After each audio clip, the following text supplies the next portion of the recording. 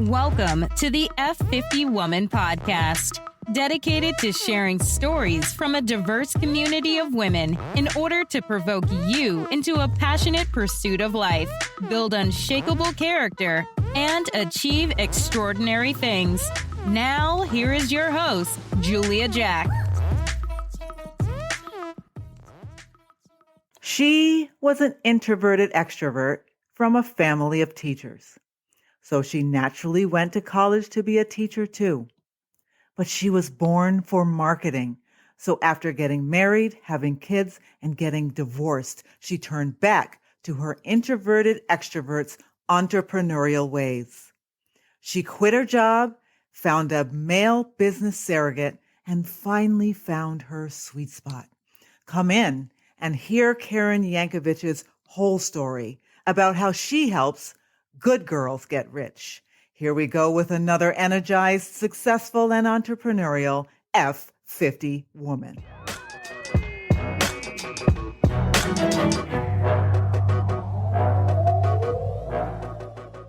Hey, F50 women. Thank you so much for joining us today. Today, I'm here with Karen Yankovich. She is a motivational speaker.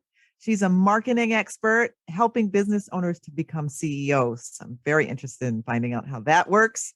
And she's the creator of the Girls Get Rich podcast. And you can find her on all media channels, but she's going to tell us exactly where to find her when we get to the end of this podcast. So stay tuned. So thank you, Karen, for joining us today. I'm so happy to be here with you today. Thank you so much for having me, Julia. Awesome. So before we get to learning about who you were as a younger woman, I'm going to just jump right forward and ask, you help business owners to become CEOs. Will that come through in the conversation about you? Yeah, I should absolutely. save it? Okay. I'm happy to talk about it now, but okay. I feel like it's part of everything I do. Okay. All right. So let's just jump in. Okay. Typical process. Tell us about you as a younger woman, who you wanted to be, what you were like, where you grew up, or whatever's relevant to that big lesson you learned that brought you to the great woman you are today. Yeah. Wow. So I live in New Jersey now, and I lived in New Jersey my entire life.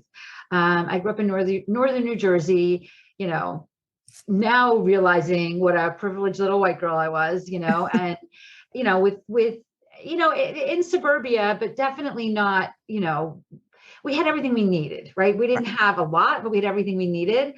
Right. And, as a kid, I was, I'm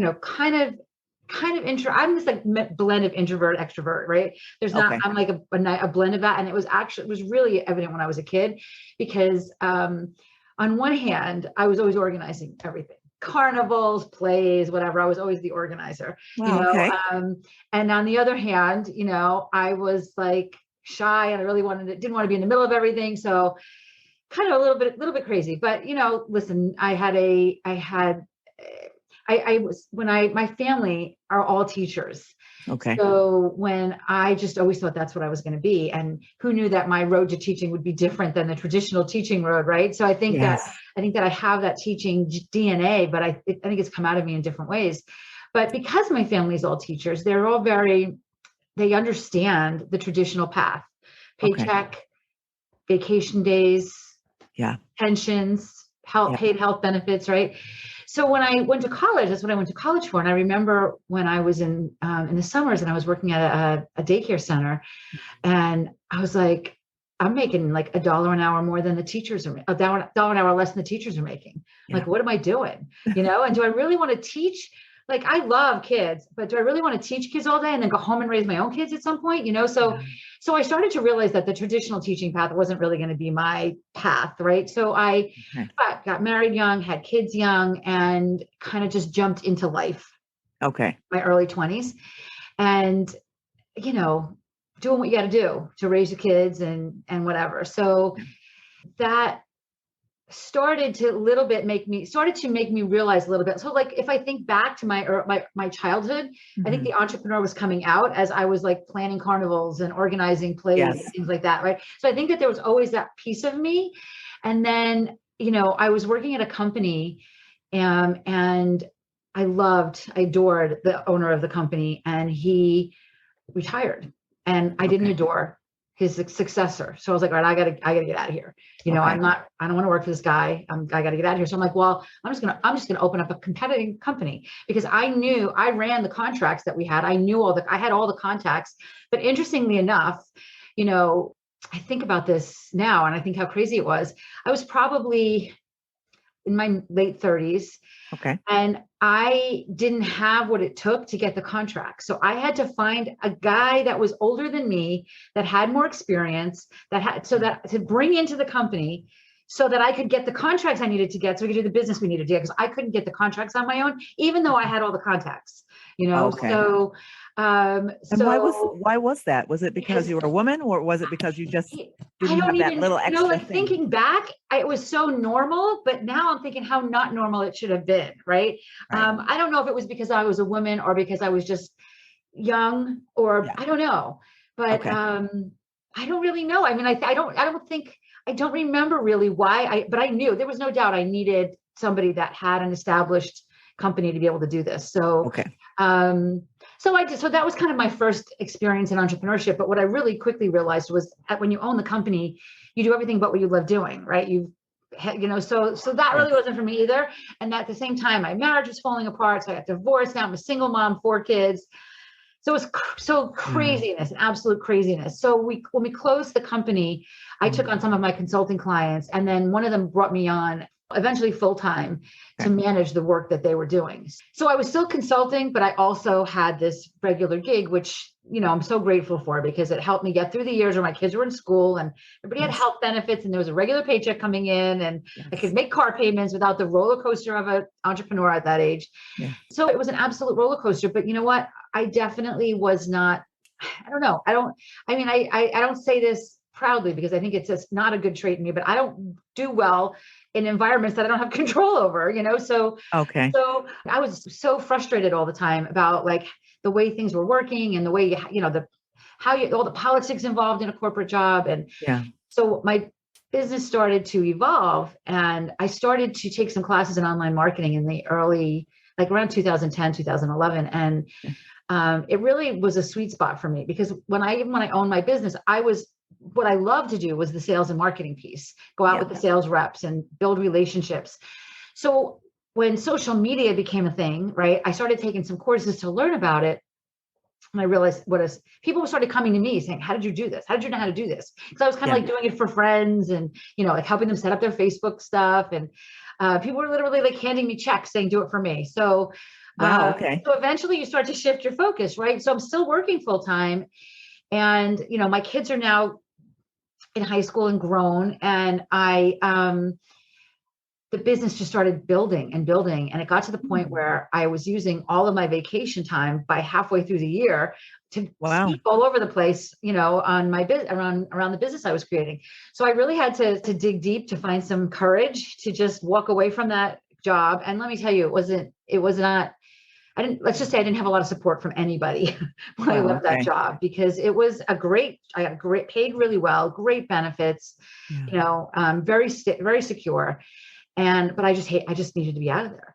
So I did it. I just kind of left and thought that I was going to, you know, get up in the morning and do yoga and have lunch with friends. And instead I was like barely showered by 10 p.m. right? Because I was working so much, working for myself. And that was probably about 8 or 9 years ago. And I don't regret it for one single second. I mean, it was a roller coaster of entrepreneurial things, but for me, that is just where my heart lies, in just being able to create the space that I feel like I'm going to be able to do the most good in the world with. And, you know, I worked pretty hard to do that. Yeah. Okay.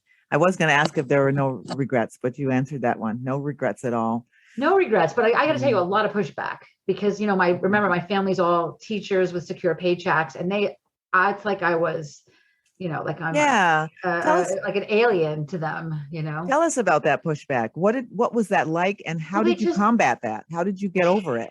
What did you tell yourself? Yeah. I just did it. You know, I just did it anyway, you know, like, I mean, listen, the pushback was,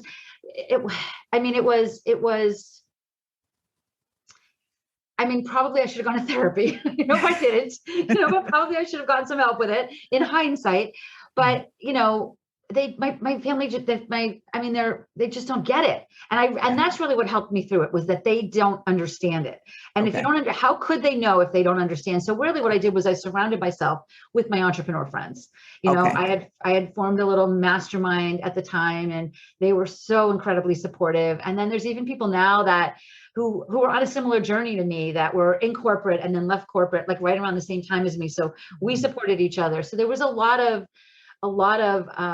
that, but there's still people that don't understand it. Like I can think of one friend, we were out to dinner, and then she was dropping me off back at my house, and she's like, so are you going to go in and work now? I was like, I don't know. Maybe I'll go check my email. I don't know. Does that work? Like they don't, like you leave at 5, you don't check your email. You don't do anything, so they just don't get it, and it's okay that they don't like, that's kind of what got me through it, that it's okay that they don't get it, but it's okay only if you can surround yourself with people that do get it. Yes. Right. Like you have to find your tribe so that you're having support, because without support, I mean, listen, I was a single mom. I get being I am woman, hear me roar, but it doesn't work as well as I would have liked it to work. Like you need people that have to support you and to lift you up as you go through your journey. Yes. And you said that there were a lot of other people who left their corporate positions to start their own businesses. Did they do as well as you, or do you have a little bit of an extra key to the kingdom? And I mean, I think everybody's path is a little different. We're not pointing anyone out. No, I'm thinking about that. Everybody's path is a little different. Some have done incredibly well. Some have chosen not to do it and have gone back another way, so everybody's path is different. But it is, everybody's path has been a little bit different as I think back to these people, but still at the same time, I'm like, I can think of one person in particular who to this day, we've never met in person, but we have supported each other through some of these crazy challenges. Cause there's a lot to be an entrepreneur. It is a lot. It is not for the faint of heart. Yeah. Give us one or two of the biggest challenges you faced. Maybe having family that don't understand. Maybe that's one of them, or give us a couple others. What? I mean, that is one of them, but not as much, because honestly, like I truly realized very early on, they just didn't understand it. And if they did, I didn't feel the need to defend myself. I just did what I needed to do. And, on a need to know basis. Right. Yes. But they'd say things like, I'd go speak at an event and they'd say, Joe, they pay you well for that? And I'm like, you really need me to explain my profit model for this? I remember one time there was a, oh my God, my family had a condo, and the guy next door, who I never met, we've all since sold the condo, but I've never met the guy, but I heard a lot about him, that he was an entrepreneur and that he was a business coach and consultant, and he helped other businesses. So I remember saying to my dad one time, wow, one day I'd really have to meet this guy. I wonder if we speak at the same places. And he's like, oh, come on, Karen. Because he's a guy and you have respect for him being a consultant and a coach. So he must speak at bigger places than I speak at. Yeah. But I just was like, there's no defending that. It's just, they don't understand. Do you know what I mean? Like they don't understand. But I will say a couple of things that are challenges. One is time management.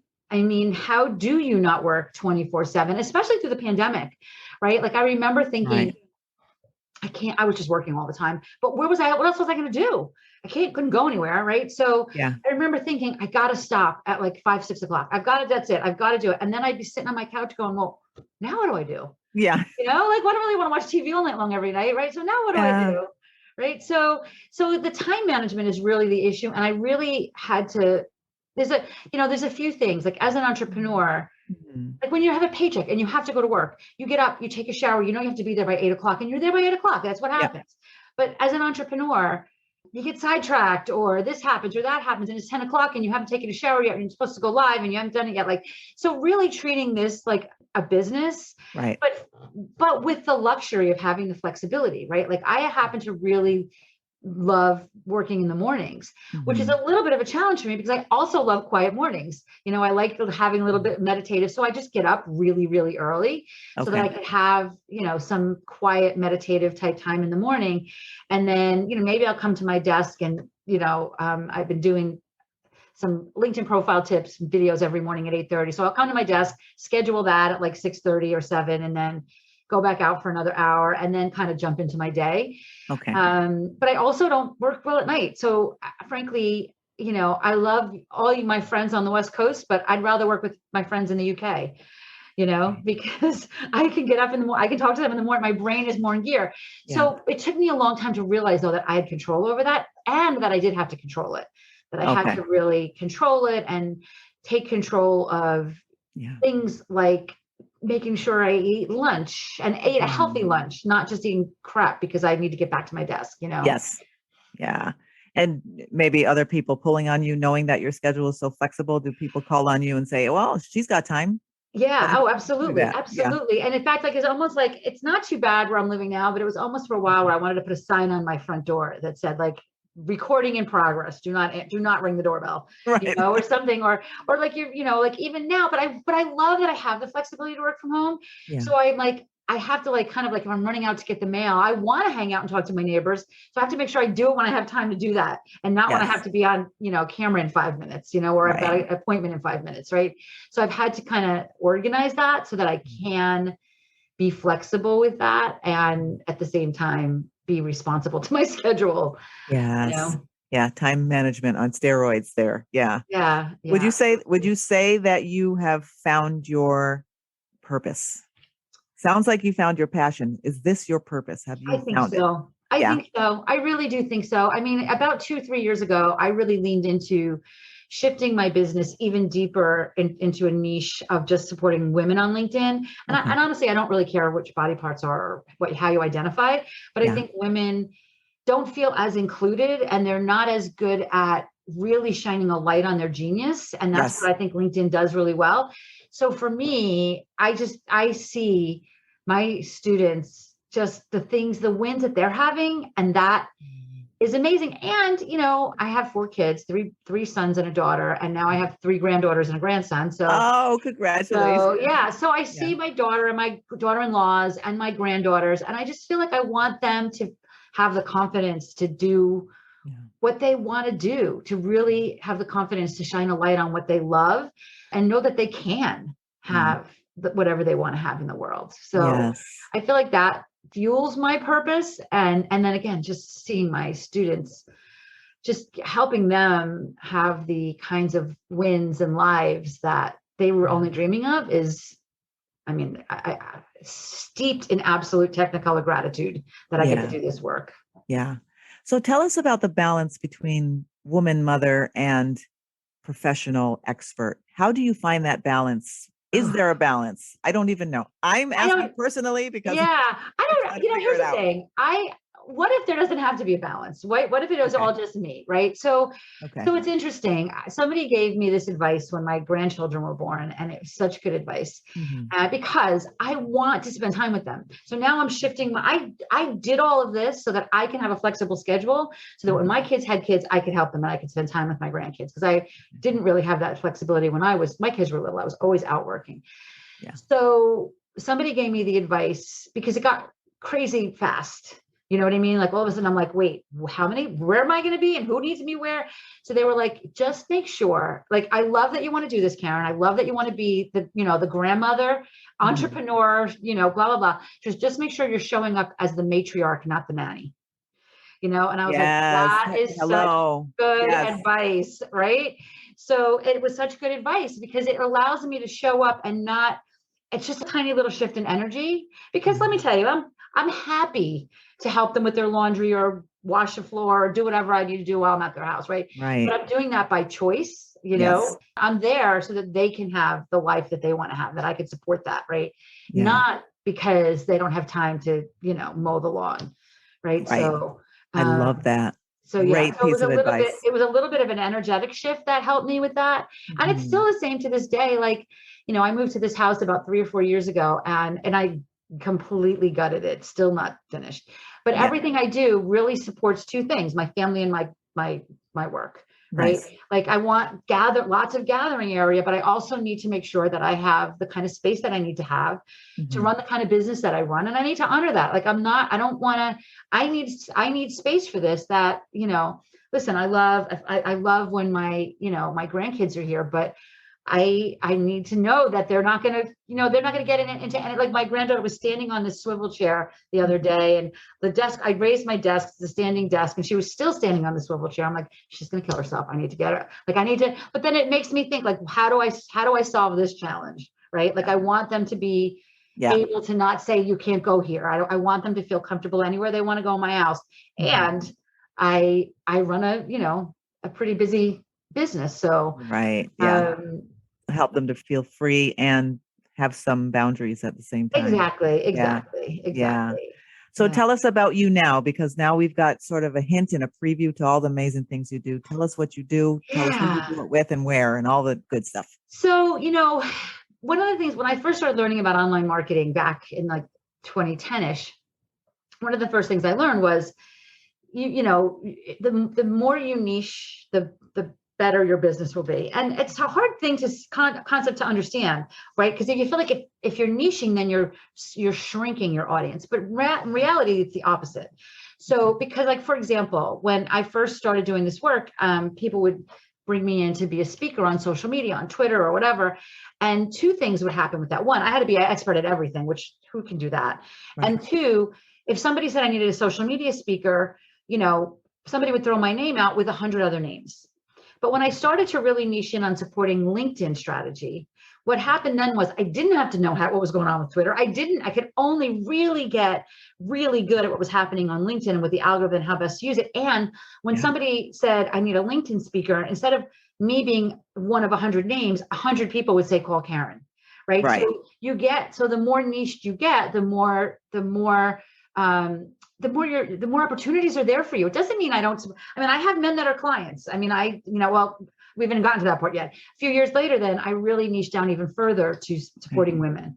And I really did that because like my podcast was called Good Girls Get Rich. And we changed our program from Get Linked Up to She's Linked Up because I just feel like women were not feeling included on LinkedIn and I wanted them to feel included. Okay. So, and then what I did really pretty much through the pandemic was I just stripped everything else out, where I feel like I'm unlearning more than I'm learning these days, like I'm not doing launches. I don't have a new product that comes out every 2 days. I have one product. We sell it all year long, and everything that we have other things like once you've gone through our initial 9-week program, we do have things you're eligible to join us for on the back end, and we do some live events and things like that. So there are other revenue streams, but they come from that one product. Like I'm not doing 10 things on the front end. Right. So it's really simplified my messaging. It's simplified my life. It's simplified, it's simplified the marketing. Yeah. And I remember very distinctly the last launch that I did, and I was getting up at the crack of dawn and, yes, in the world we live in now, I pretty much have to be somewhat camera ready every day. Right. But I was like putting on the eyelashes at 6 a.m. and really like showing up and sending out 1 billion emails, and I had a launch team and blah, blah, blah. And, in theory, and this is what I almost want to ask people when they tell me they had like a $50,000 launch. I'm like, okay, but how much did you spend on that $50,000 launch? Right. Okay. Like in theory, the launch brought in a lot of cash, but by the time I paid the launch team and all the extra work that everybody in my team was doing, it wasn't as profitable as it needed to be. And it was exhausting. Yeah. So I just was like, and I have a pretty large audience. So I think about people that don't have an audience that large and how they're killing themselves to do these launches. And then 1 or 2 people join or whatever. And I just was like, I need to shift the narrative. So I just flipped what I like to call, I flipped the funnel, and I'm like, let's stop worrying about getting 100 people into something for $50 or $100 or honestly even $1,000 and go for the highest ticket opportunities first. LinkedIn is the place where we can do that, where we can build relationships with people for the highest ticket opportunities we have. But at the same time, if we're going to do that, we have to show up like we're worthy. So it starts with your profile, right? Yeah. You need to understand who the opportunity you're looking for, and then writing a profile so that the people that you want to attract are attracted by that profile, right? And it supports you showing up with the higher ticket opportunities. And honestly, this could be for anyone. This is not like as soon as you have 20 years experience, you can do high ticket. It's not that at all. Yeah. It's, even if you're a brand new coach, most of the people I work with weren't born yesterday, right? So they've been doing work for 10 years or 5 years or 25 years, right? Right. So even if they're a new coach or a new consultant, I'm thinking about one of my clients who left her corporate job and she really wanted to be a corporate consultant. And she came to the first call with me saying, I've got this $5,000 corporate package, but I know you're going to want to make it a $10,000 corporate package. So let's just start there. So I started laughing. I'm like, okay. So we made this $10,000 corporate package and she started listing all the things she could do. And we started identifying who the right corporation is and what their demographics were, blah, blah, blah. And then I said to her, well, but let me ask you this. What if it was a $20,000 package? And she started spewing all of this amazing stuff. Well, then I'd be able to do this for all their employees and I can come out to the location once a month. And they started giving me all these things. I was like, well, doesn't that feel amazing? Like they're getting so much better service. You have less clients you have to get because you're coming in at that higher ticket. And the company's service their results are going to be so much better because you're showing up at that higher level. She had not told one of them, but we went from 5,000 to 20,000 in 1.5 hour call, and she's selling them right off the bat. So it's a mindset shift. It's not that you have to like say, well, I have to charge $1 till I'm worth $2. It's not that at all. It's like if you did a VIP day or whatever for $5,000 or $10,000, what amazing, yummy, gorgeous things could you do, right? At that higher level. And, most people are willing to pay for more access to you and faster success. So they'll pay. Yeah. You can be a coach. And I recognize, like, if you're a weight loss coach, you can't do a VIP day and get the same results you can get with somebody in 6 months. Like, I recognize that sometimes time makes a difference, but sometimes it doesn't. Right? Sometimes it doesn't. And if you can do in a month what you could have done in 6 months, if you structure it differently, people will pay more money for that because they want fast results. Right? So that's kind of the mindset. That's kind of the work we do now. And then really supporting women with this work so that they're building high ticket opportunities and building the relationships with the kind of people that they need to have relationships with so they can land those opportunities. Right. And then there's one other piece to this that I think many people overlook that is such a huge part of the work we do, and that's publicity. Okay. News is 24/7 right now. Journalists need us. They need us. They need our genius. They need sources. They need ideas for stories, right? They don't know what they need, and we have all the answers, right? So as you're creating this personal brand or this great brand of you with this great LinkedIn profile, the other thing that we really like to do is help our students position themselves, again, using LinkedIn to build relationships with the people that write about the things that they do, whether they're podcast hosts or bloggers or newspaper writers or TV hosts. Like some of our students have been on TV. They need this, but Oprah's not going to come knocking on your door without vetting you first, right? So you've got to create. So we help our students create that brand and then go after those media opportunities, because this is kind of what brings it all together. When you then, even if you were in corporate yesterday and you're going after your first client tomorrow, if you're doing that, but you were featured in Forbes last week, or you were, you've got, a couple of, like, a page or two in Google because you've been featured in so many newspapers or magazines or podcasts, it gives you the credibility to help land those big ticket deals that your competitors probably haven't taken the time to do. Right. Okay. Wow. So how do we get how did you get from that young girl who had that entrepreneurial marketing sales personality to you? What was the biggest lesson you learned and what changed everything for you? Well, that's such a good question. I wish I knew the answer to that. I don't think I think I'm a little bit on autopilot sometimes. Okay. But I do think my kids for sure did. When I was getting divorced, there was a lot that I didn't have control over and it drove me crazy. Okay. And some of it was because I didn't have the money. Right. So I was like, money, helps with choices. And that honestly is another reason I work with women, because when women have money, they have more choices. Yes. And honestly, like, these are women that are saying, that are coming to me saying, well, I think it's worth 5,000. And by the end, it's 20,000. Right. So this is a common thing. There's been studies that show if, like, there's a job offering and there's 20 qualifications needed for that job, men will apply to it if they have 8, women won't apply to it unless they have 22. Yes. So I'm not saying apply for things you're not qualified for, but sometimes you have to just build the bridge as you're on it and be honest about that. Like Yes. it's one of the most confident things in the world to say. One of the most confident phrases is, I have no idea. Let me find out about that and get back to you. You know, like it's okay to say that. It's okay to not know all the answers and to say, wow, that's a really good question. I don't know. I'm going to do some research though, and I'm going to come back tomorrow. Right. You know, so it's okay to do that. And I think that as a CEO, as a business owner, I don't want somebody BSing me to get me to hire them. I want them to say, I don't really know, but let them come back tomorrow and tell me that answer. Now I'm impressed. Right. Yeah.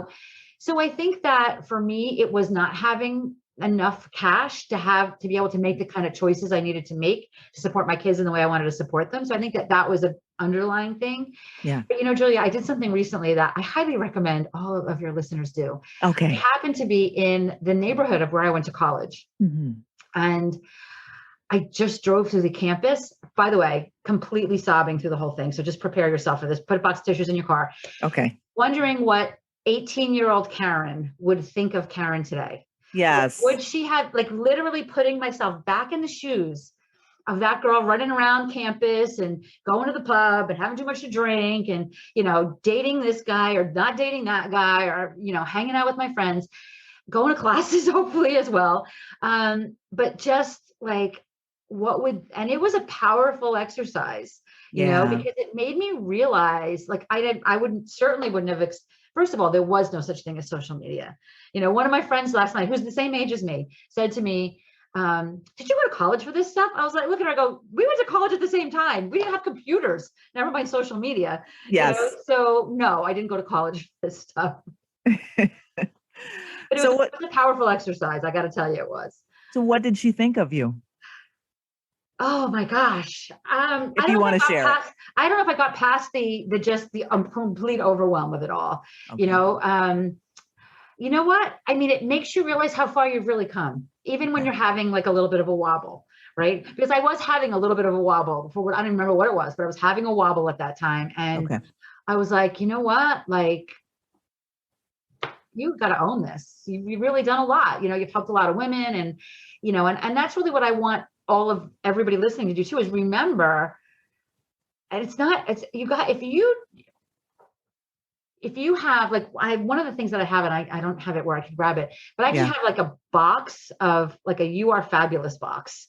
And I put things in it. Like if somebody sends me a card saying nice things, or if somebody writes me a nice thing, and sometimes you got to open it and read that stuff.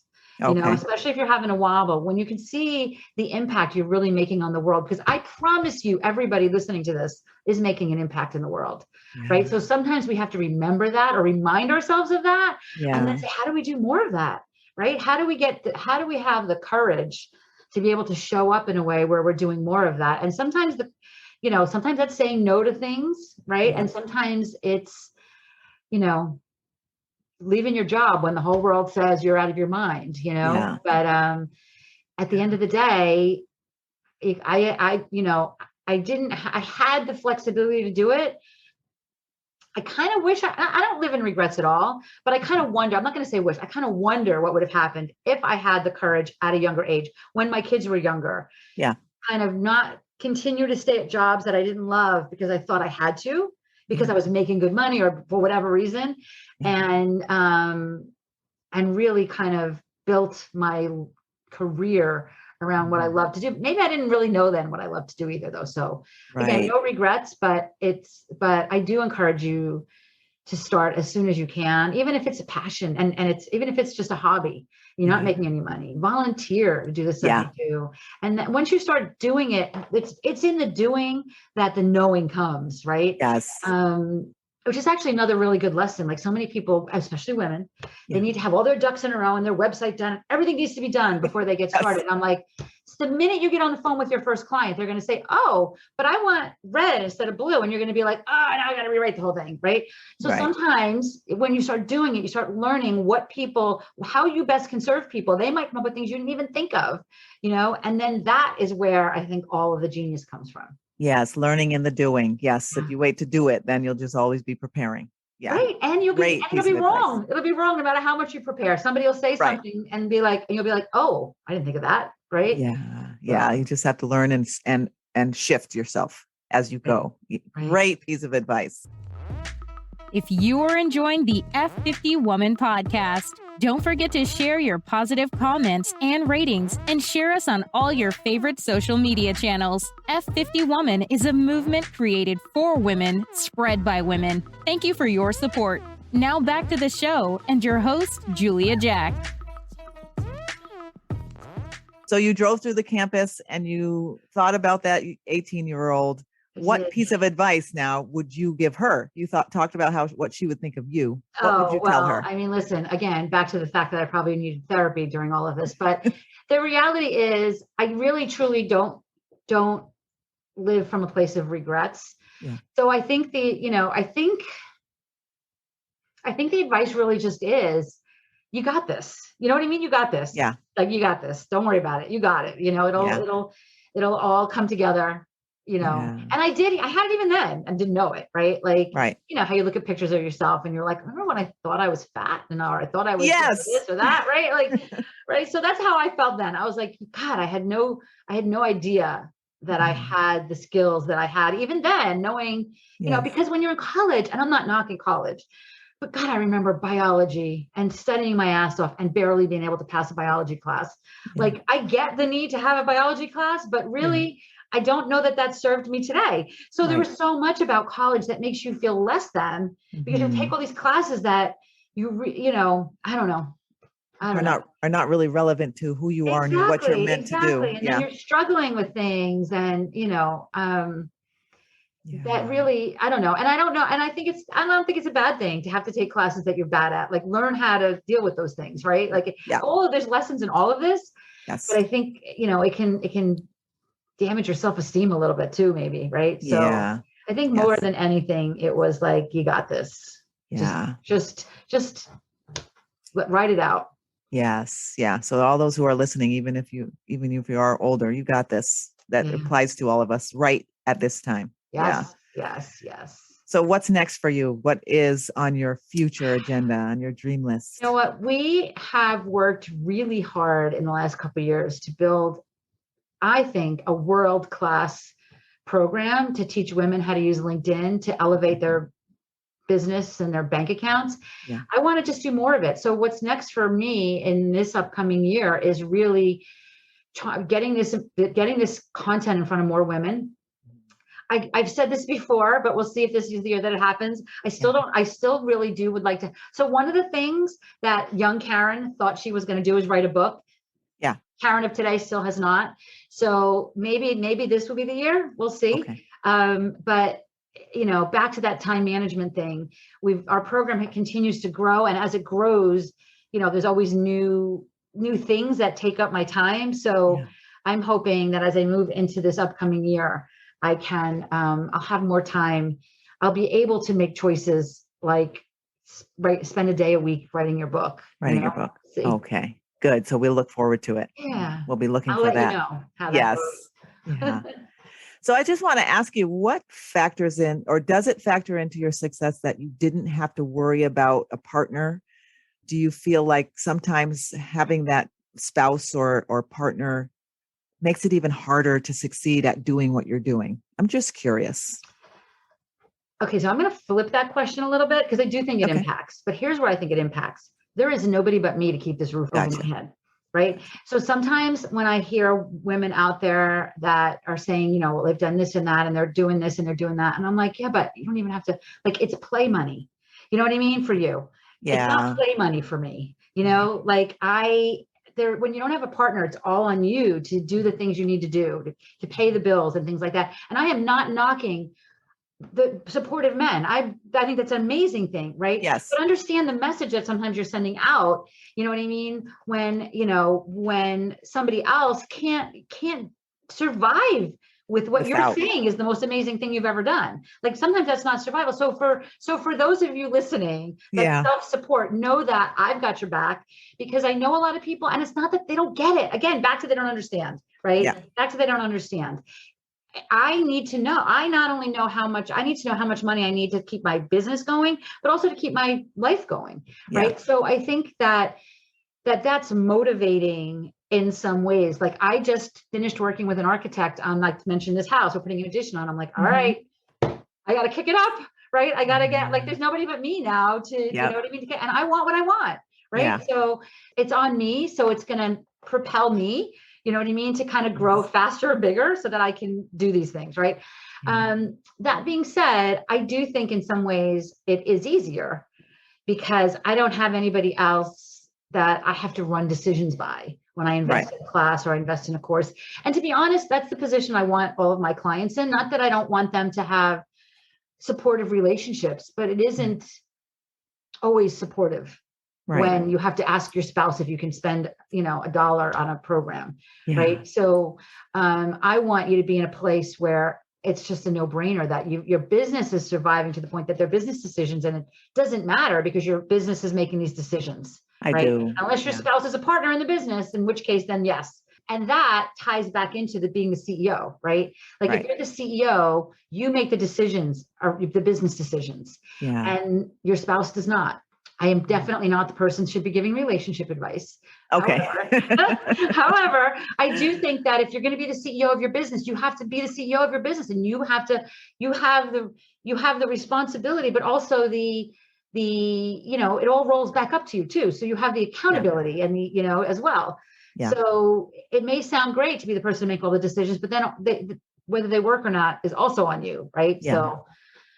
So how do you define those differences? Because your profile talked about helping people go from business owners to CEOs. What's the difference between the two? Yeah. So I can tell you, anybody that says this is going to be my 6-figure year is not thinking like a CEO. Because 6 figures is not enough money as an entrepreneur, at least in the United States, to keep you living a nice life. I mean, I live in the Northeast. It's not inexpensive, right? Your rent or your mortgage is going to be at least $2,000 a month, most likely, right? So there's $25,000 right there, and you haven't bought a potato chip yet, right? You have to pay for your car, you have to pay for everything else. So as an entrepreneur, you know, really you got to figure, if you're lucky, half of that is coming back to you, you know, because you've got to pay taxes and you got to pay for all of your email tools and all of the things that the $10 a month times 1,000 that we pay as entrepreneurs, right? So I think that I want my students to be thinking like at a $250,000 minimum. What would I need to get my top line to $250,000? So my bottom line brings me up to 100,000. Right. And to me, that's where the CEO mindset is. And I remember having a conversation one time I'm not a business coach. Let me just say that, right? I can help you grow the top line. Everything that happens underneath that, you know what I mean? It's on somebody else. Right. Okay. But I remember having a conversation with somebody one time who was a VIP day I had with somebody, and I'd been working with her on and off. And I finally said to her, let's just sit down and do the math. And we sat down and did the math, and we realized that she had to triple her expectations in order to come anywhere near where she wanted. She wanted to quit her job. And in order for her to be able to quit her job, she had to triple what her numbers needed to be.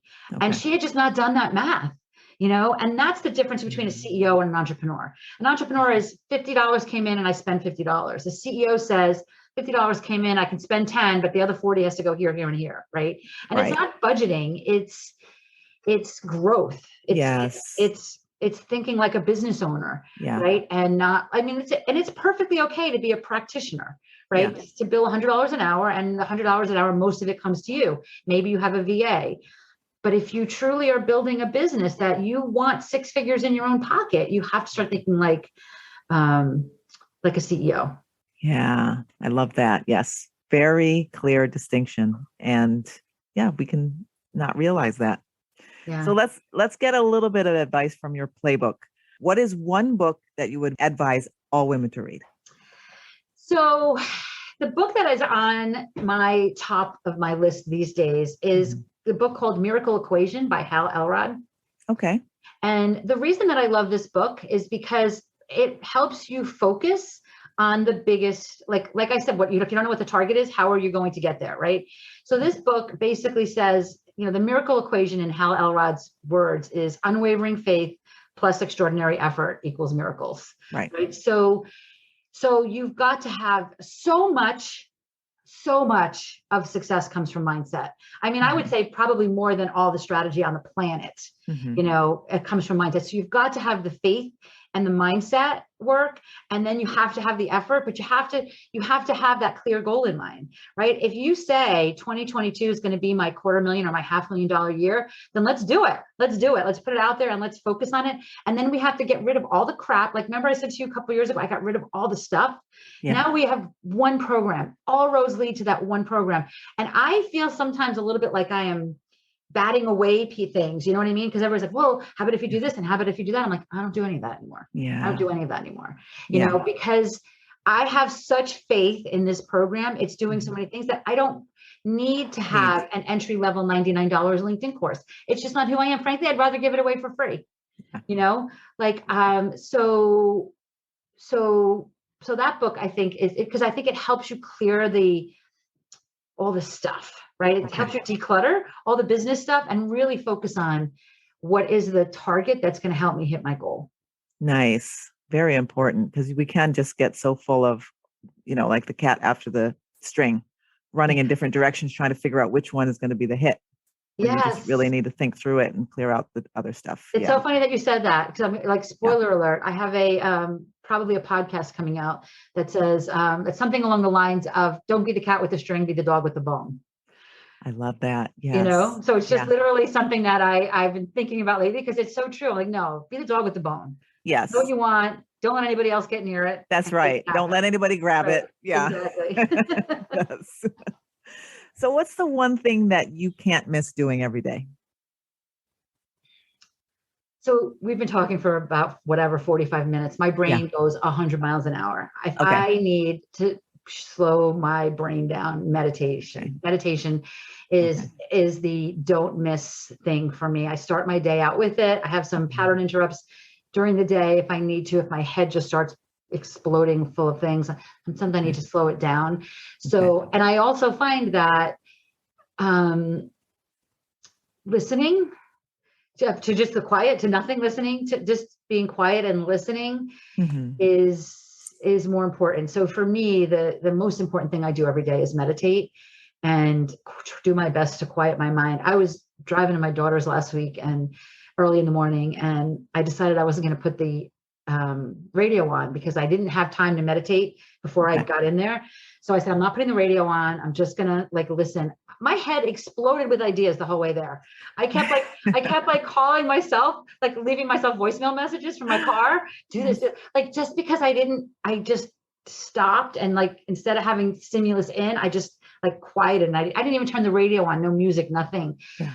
When I quiet my mind, it just I don't do it enough. So I make it a point to do it every day. Yeah. I force myself to do it. So was that a good thing that you were calling yourself with ideas? It was a good thing. Are you saying, okay. Oh, it was a great thing. Because the ideas were able to flow. Yeah, exactly. Instead of me always, the ideas were flowing without me pushing, you know what I mean? It was receiving instead of. Right. Just trying to force it. So would you say that your active mind is a success tool?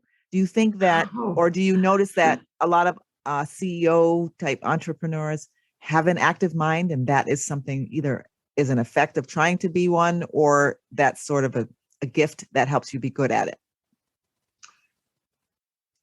Well, I think here's where it helps. Okay. Whether this is probably not great advice, but this is where it helps is sometimes I just move forward without doing a lot of thinking around it.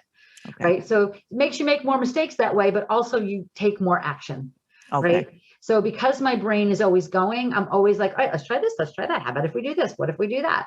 Right. As opposed to stopping and having to think about every little thing that I do and overthinking things. Yeah. I underthink things, not necessarily a good trait, but I think what it does is I might make more mistakes because I do more things, I try more things, but I think that having an active mind gives me the opportunity to be creative and try a lot of things. Yeah. Do you think your mind was always that way as a young girl growing up, or did it sort of, it was, okay. Oh, yeah. Okay. Yeah. And I don't have any ADD diagnosis or anything like that. I wouldn't be surprised if I did, but I think that that's also an entrepreneurial thing. I think entrepreneurs are more but what about this? And how about if we do that? And idea creators, and which is why I'm really work really hard now to focus on my one program and just say no to things if they don't fit into that if they don't fit into that. And it's been hard. I love to speak, right? I love to speak. I love having a microphone in front of audiences, but now I look at that audience and I go, are my people in that audience? And if the answer is no, I say no, because what am I doing then? Right? What am I doing it for? Yeah. I could be sitting on the beach with my grandkids. Yeah. So, right? your efforts are being focused. Yeah.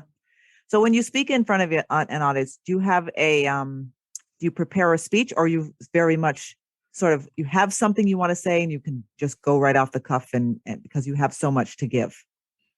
I mean, listen, if somebody threw me in front of a room with 3 seconds notice, I think I'd be fine, but that is certainly not what I mean. If somebody's bringing me in front of an audience, I want to make sure that I'm prepared. Okay. Mostly I have an outline, and I have the outline just so I don't forget so that I hit all the points that I want to hit. Yes. Right. But I did my first in-person talk a couple of weeks ago at She Podcast Live in Scottsdale, Arizona. And there were no slides. At the room I was in had no slides and no projector. So it was kind of interesting because it's been a long time since I've done a talk without slides. It's been a long time since I did a talk, and then a really long time since I did a talk without slides. Yeah. So I had note cards because I wanted to make sure that I didn't forget things, but it was kind of fun to do it without the slides. I was really fine doing it without the slides, and I know not everybody is.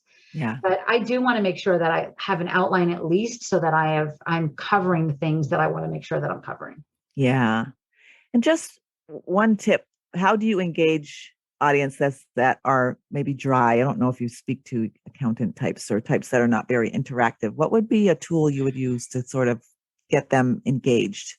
Video. Okay. Video. I mean, video gets to your heart, people get to see your heart. I mean, December 2021, I've been doing daily LinkedIn tip videos on LinkedIn, and it's been a lot of fun. It doesn't take me long. Yeah. I do it 8:30 a.m. every morning, and we get a lot of engagement, and then but people are reaching out to me. People like somebody just reached out to me recently that I worked with like 5 years ago. And she's like, we just hired somebody else. Can somebody on your team do their profile? I'm like, yeah, but I really do think she saw it because of the video, right? If I posted things, she might not have even remembered. So I think video really helps people understand that you're an expert and that you know your stuff, right? Yeah. So I know that some people struggle a little bit with confidence with video, but I think it's important in the world we live in right now to kind of try to overcome that fear. Okay. Because I think it's really important. If you want to stand out from your competitors, the only way you're going to do it is if they can see and feel your heart. Yeah. Yeah. Great advice. Thank you so much. And just one last question before we find out how we can get in touch with you and link up with you. Have any of your children followed you on the entrepreneurial path? Not really. Or maybe not yet. Yeah. Well, yes and no. Yes and no. Not really. Well, one of my sons probably has. Okay. One of my sons, he had a lot more courage than I had at a younger age, and it's really paid off for him. He's actually working in politics right now, and he's doing very well. And I was just like, "You're what? You quit your job? Have you lost your, I did all the typical mother things. You did all the like you live in this expensive apartment, blah blah blah blah blah, and you quit your job because you didn't like it. Okay, but he walked in and volunteered on a political campaign, and the rest is history. He's now got a very successful career doing that, and he's moved around a little bit. So I think even though he's not really an entrepreneur, I think that's an entrepreneurial spirit, right? Yes. Especially with politics, you never know who you're working for. If they lose, you're out of a job, right? So yes. So there's him, and I have another son who's more entrepreneurial too. So yeah, okay. I think a little bit, but I think if I had started earlier in life, they might have grown up with it. Instead, they were like, "What are you doing?" Okay, they block me on Twitter and things like that, so I can't do embarrassing things with their Twitter in front of their friends. Yes, yeah. Sounds like that generation when they get that age. Yeah. Exactly. What I do and what you do is a little separate. So let's not, don't invade my space that I've created. Yeah, that's great. I get the same thing. So tell us, what is the best way, or what are all the ways that the audience, for all of us, me and you out there at 50 Women, can get in touch with you, Karen, after this podcast is over? So I'm at Karen Yankovich across all social media. So I'd love for you to connect with me anywhere on social media. Certainly connect with me on LinkedIn. Tell me that you heard me here. But if anything I talked about intrigued you, I would love to invite you to check out, I have an on-demand masterclass. I refer to LinkedIn as your money tree. It's where the opportunities are. So if you go to waterthatmoneytree.com, it'll get you to the free masterclass, the on-demand masterclass. And we're not selling anything on that class. It's just if you're feeling it, I kind of just talk more about the kind of energetic shifts and mindset shifts you need to make to really use LinkedIn successfully as we move into a new year. All we do is offer you an opportunity to get on the call with us. So we're not selling anything. It's just all content. And I would love to invite you to check that out. And if at that point you'll either think I'm crazy and we're not a fit, or you'll like it and we are a fit, and then you'll want to get on the phone, and I'm happy to talk to you. But I'd much rather, there's lots of ways to do this. This is my way. If my way resonates with you, I'd love to talk to you. Yes. And all the links will be in the bio. So if you didn't catch them, either rewind or look in the bio, and you can connect with all of that information. And don't forget the podcast, Good Girls Get Rich. That's right. And the podcast can be found on any podcast channel. Okay. Everywhere. Good. And it's on, I know it's on Facebook. goodgirlsgetrich.com, and that'll get you to the website. Okay. Good.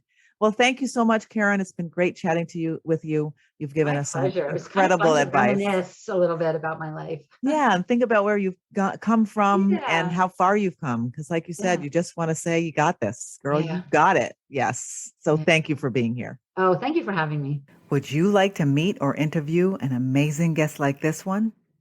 Link up with them on Podmatch, the perfect and easy way to match with amazing people.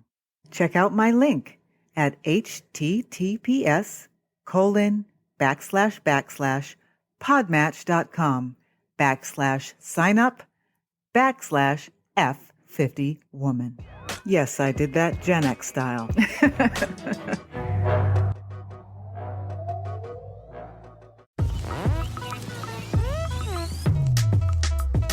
You've been listening to the F50 Woman podcast. Join the F50 Woman movement and this diverse group of voices to help change the world one woman at a time. Why should you join at your age? Because we're not done yet.